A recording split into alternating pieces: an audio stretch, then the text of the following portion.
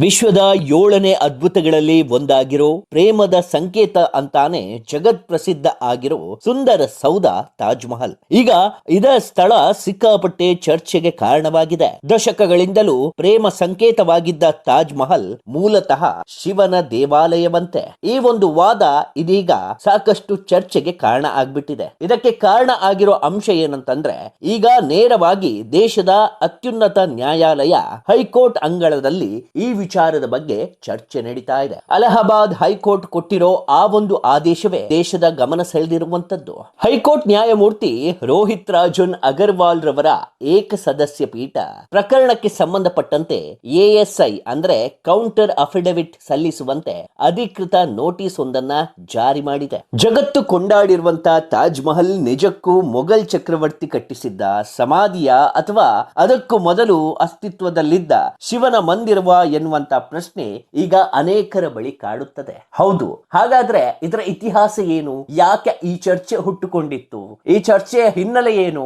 ಇದರ ರಾಜಕೀಯವೇನು? ಇದೆಲ್ಲದರ ಕುರಿತಾದಂತಹ complete details ಅನ್ನ ಇಂದಿನ ಈ ವಿಡಿಯೋದಲ್ಲಿ ನಾನು ನಿಮ್ಗೆ ಕೊಡ್ತೇನೆ. ನೀವಿನ್ನು ನಮ್ಮ ಚಾನೆಲ್ ಅನ್ನ ಸಬ್ಸ್ಕ್ರೈಬ್ ಆಗದಿದ್ದಲ್ಲಿ ಸಬ್ಸ್ಕ್ರೈಬ್ ಆಗಿ, ಹಾಗೆ ಬೆಲ್ ಐಕನ್ ಕ್ಲಿಕ್ ಮಾಡೋ ಮೂಲಕ ನೋಟಿಫಿಕೇಶನ್ ಅನ್ನ ಪಡೆಯಿರಿ. ತಾಜ್ ಮಹಲ್ ವಿಚಾರವಾದಂತಹ ಕಾನೂನು ಹೋರಾಟ, ಈ ವಿವಾದ ಏನಿದೆ ಇದು ಇಂದು ನಿನ್ನೆಯದಲ್ಲ.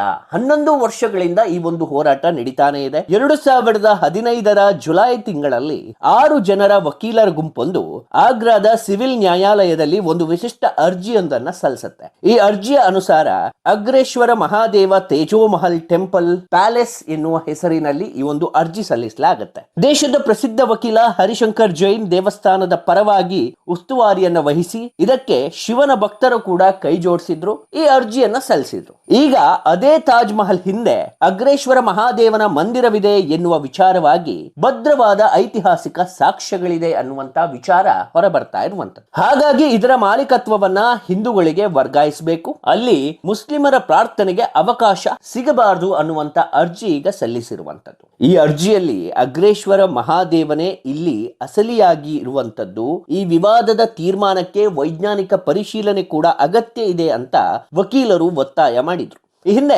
ಭಾರತೀಯ ಪುರಾತತ್ವ ಇಲಾಖೆ ಎಎಸ್ಐ ಈ ವಾದವನ್ನ ತಳ್ಳಿ ಹಾಕಿತ್ತು. ಆದ್ರೂ ಭಕ್ತರು ಮಾತ್ರ ಈ ವಾದವನ್ನ ಕೈ ಬಿಡ್ಲಿಲ್ಲ.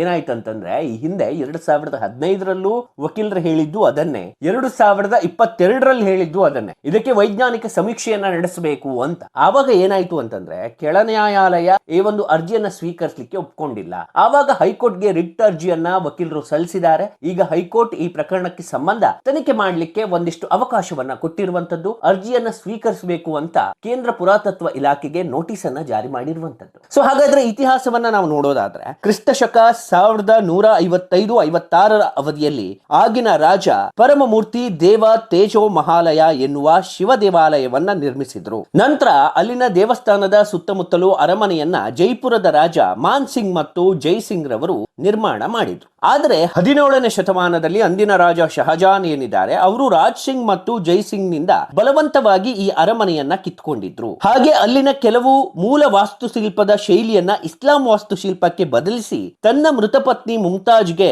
ಸಮಾಧಿಯಾಗಿ ಪರಿವರ್ತನೆ ಮಾಡಿದ್ರು. ಈ ಅರ್ಜಿಯಲ್ಲಿ ಈ ತರದ ವಾದ ಒಂದು ಈಗ ಹುಟ್ಟುಕೊಂಡಿರುವಂತದ್ದು. ಇದಕ್ಕೆ ಒಂದಿಷ್ಟು ಸಾಕ್ಷ್ಯಗಳು ಕೂಡ ಇದೆ. ತಾಜ್ ಮಹಲಿನ ಇಂದಿನ ವಾಸ್ತುಶಿಲ್ಪಕ್ಕೂ ಹಿಂದೂ ಶೈಲಿಯ ಕಳಶ, ಕಲ್ಪವೃಕ್ಷ, ಇದರ ಕೆತ್ತನೆ ಮತ್ತು ಮುಚ್ಚಿರುವ ಕೊಠಡಿಯ ಶಿಲ್ಪಕಲೆ ಇದೆಲ್ಲವೂ ಕೂಡ ಇಸ್ಲಾಂಗೂ ಹಿಂದೂ ಧರ್ಮಕ್ಕೂ ಅಜಗಜಾಂತರ ವ್ಯತ್ಯಾಸ ಇದೆ. ಆ ವ್ಯತ್ಯಾಸ ನಿಮ್ಗೆ ತಾಜ್ ಮಹಲ್ ಅಲ್ಲಿ ಕಾಣ ಸಿಗತ್ತೆ. ಒಂದಿಷ್ಟು ಕೆತ್ತನೆಗಳು, ಒಂದಿಷ್ಟು ಅಲ್ಲಿನ ಶಿಲ್ಪಕಲೆಗಳು ಹಿಂದೂ ಧರ್ಮಕ್ಕೆ ಹೋಲ್ತದೆ. ಅದು ಅಲ್ಲದೆ ಕೆಳಮಹಡಿಯನ್ನ ಸಂಪೂರ್ಣವಾಗಿ ಮುಚ್ಚಿಟ್ಟಿದ್ದಾರೆ, ಅಲ್ಲಿ ಹಿಂದೂ ದೇವಾಲಯದ ಪುರಾವೆಗಳಿದೆ ಅನ್ನೋದು ಅರ್ಜಿಯವರ ವಾದ. ಸೊ ಇತಿಹಾಸಕಾರರು ಕೂಡ ಇದೇ ವಾದವನ್ನ ಮಾಡ್ತಾ ಇರೋದು. ಈ ಇಡೀ ಪ್ರಕರಣದ ರೋಚಕ ಭಾಗ ಅಂದ್ರೆ ಅಲ್ಲಿ ಮುಚ್ಚಿರುವಂತ ನೆಲಮಹಡಿಯ ಕಟ್ಟಡಗಳು.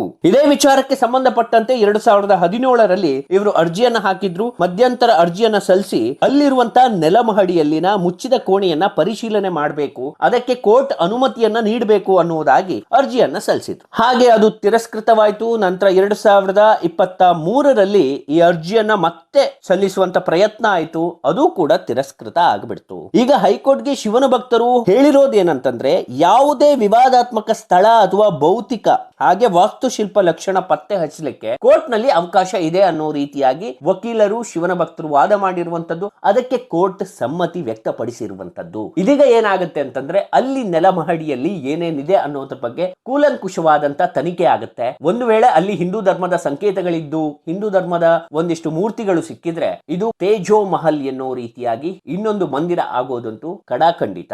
ಸೊ ಇನ್ನೊಂದು ಮಂದಿರ ಆದ್ರೆ ಏನೇನ್ ಆಗತ್ತೆ, ಬಿಜೆಪಿ ಅವರಿಗೆ ಒಂದಿಷ್ಟು ವೋಟ್ ಬ್ಯಾಂಕ್ ಆಗುತ್ತೆ. ಯಾಕೆ ನಾನು ಈ ಮಾತನ್ನ ಹೇಳ್ತಿದ್ದೇನೆ ಅಂತಂದ್ರೆ, ಪಕ್ಷಾತೀತವಾಗಿ ಒಂದು ದೇವಾಲಯವನ್ನ ಕಟ್ಟಲಿಕ್ಕೆ ಮುಂದಾಗ್ತೀರಿ ಅಂತಂದ್ರೆ ನೀವು ಕಟ್ಟಿ, ನೋ ಇಶ್ಯೂಸ್. ಅದರಲ್ಲಿ ನಿಮ್ಮ ಬೇಳೆಯನ್ನ ಬೇಯಿಸ್ಕೊಳ್ತೀರಿ ಅಂತಂದ್ರೆ, ಅದನ್ನ ವೋಟ್ ಬ್ಯಾಂಕ್ ಆಗಿ ನೀವು ಪರಿವರ್ತನೆ ಮಾಡ್ಕೊಳ್ತೀರಿ ಅಂತಂದ್ರೆ ಅದು ನಿಜಕ್ಕೂ ನಿಮ್ಮ ರಾಜಕೀಯ ತಂತ್ರ ಆಗಿ ಬಿಡ್ತದೆ. ಓಕೆ, ರಾಜಕೀಯ ತಂತ್ರದ ಒಂದು ಭಾಗ. ನಮ್ಮ ಭಾರತದಲ್ಲಿ ಹಿಂದೂ ಧರ್ಮದ ಹೆಸರಲ್ಲಿ ರಾಜಕೀಯ ಮಾಡೋದು ಒಂದು ಭಾಗ, ಅದು ನಮ್ಗೆ ಗೊತ್ತಿರುವಂತದ್ದೇ ವಿಚಾರ.